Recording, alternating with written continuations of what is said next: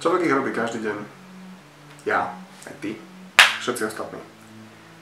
Dôležitá časť, každé rozhodnutie, či je správne alebo nesprávne, ťa niekam privedie. Ja som sa na začiatku roka rozhodol si dať nejaké ciele.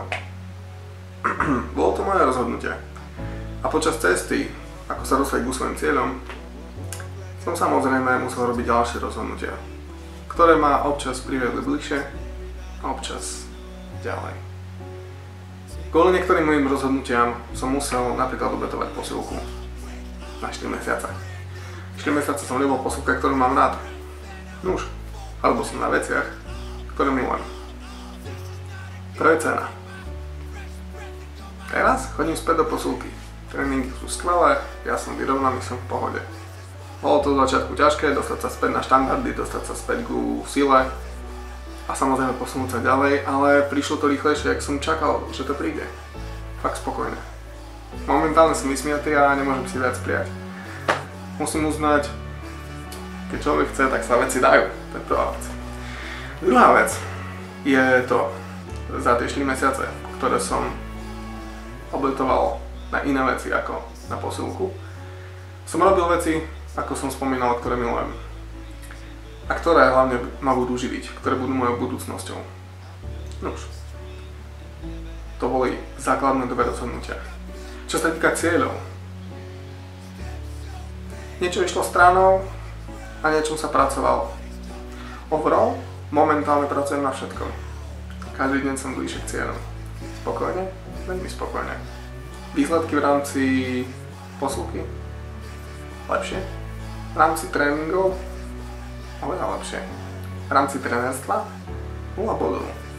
Ale momentálne, keď sa bavíme o tom, že chcem sa stať trénerom, tak som trénerom, ale trénujem samého seba.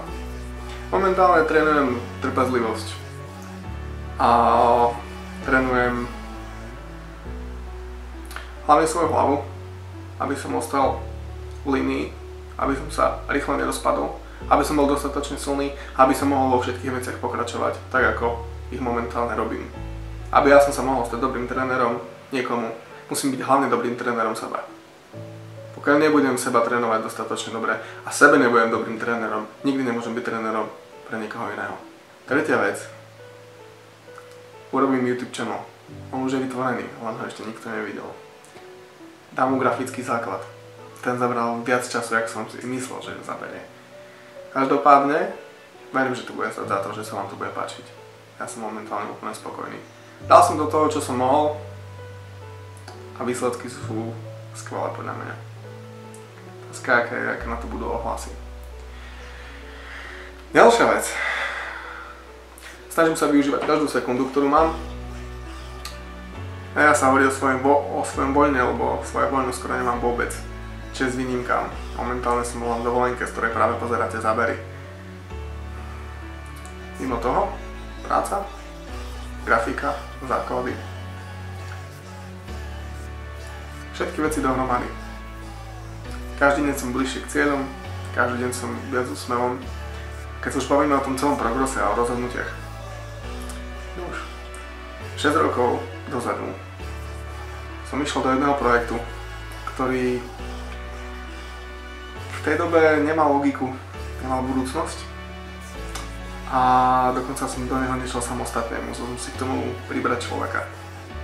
Ja viem, mi sa to na mňa nepodobá, ale v tej dobe to proste jednoducho inak nešlo a ono to nejde doteraz.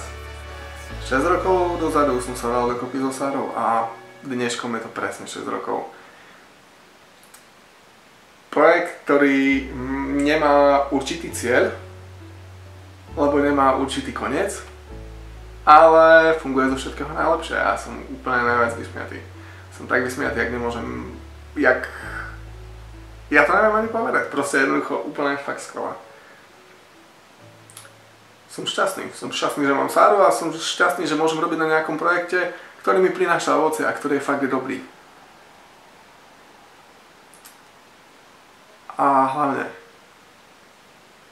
to je projekt, ktorý trvá 6 rokov a na ktorom je najviac vidno slovo progres.